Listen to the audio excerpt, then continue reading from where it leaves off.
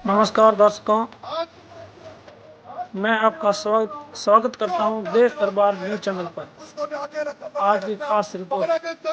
जनता उपचुनाव निर्दलीय नरेश मीणा की मजबूती जंग, भाजपा की लोकप्रियता में दिखाई कांग्रेस को बड़ी जीत।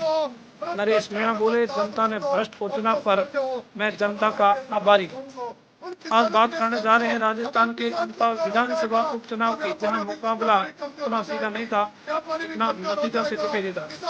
कांग्रेस उम्मीदवार प्रमोद जैन भाया ने 15,554 वोट के अंतर से जीत दर्ज की, लेकिन असली टक्कर आखिर तक रही कांग्रेस बनाम निर्दलीय नरेश मीणा के बीच। भाया को मिले कुल वोट 69,300 वोट। भाजपा के मोर सुमन को मिले 53,868 वोट और निर्दलीय उम्मीदवार नरेश मीणा को वोट मिले 53,740 वोट, यानी भाजपा उम्मीदवार से सिर्फ 128 वोट कम।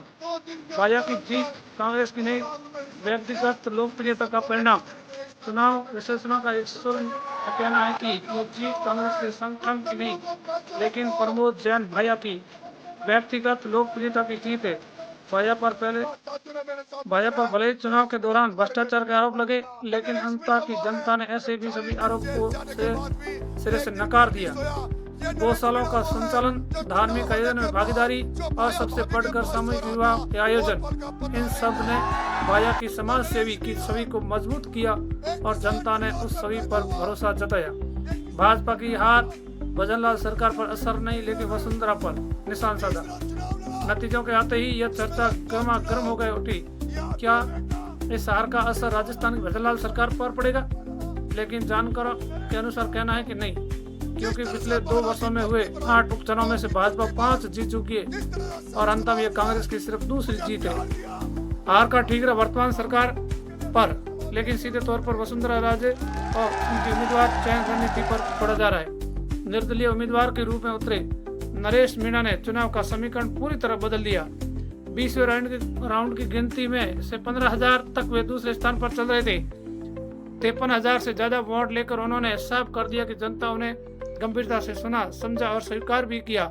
लेकिन परिणाम आने के बाद जब नरेश मीणा मीडिया के सामने तो तेवर कहा, उन्होंने कहा कि जनता ने भ्रष्ट नेता को चुन लिया। अगर ईमानदार व्यक्ति के साथ खड़े होते तो एक ईमानदार राजनीति की शुरुआत होती। फिर मैं जनता का दंडवत प्रणाम करता हूं। आपने मुझे नकार दिया, नकारा नहीं लेकिन बल दिया। आगे भी आपका साथ मिलता रहा तो लड़ाई जारी रहेगी। उनके इस बयान ने साफ कर दिया कि वे हार कर भी हताश नहीं, लेकिन मजबूत हुए। अंततः उपचुनाव बताता है कि राजनीतिक जमीन पर व्यक्तिगत छवि कितनी बड़ी भूमिका निभाती है। भाजपा की जीत उनकी लोकप्रियता की जीत है, भाजपा की हार उनकी रणनीतिक गलतियों की। और नरेश मीणा आज वे हार कर भी सुर्खियों में है और भविष्य की राजनीति उनके लिए रास्ता हमेशा के लिए खुले है। राजस्थान की राजधानी में यह उपचुनाव एक नई कहानी लिख गया कि मामूली न समझे जाने वाले निर्दलीय भी बाजी पलट सकते हैं। तो आप सभी इस वीडियो को शेयर करें, लाइक करें, कमेंट करें, अच्छा लगा तो सब्सक्राइब करें। धन्यवाद।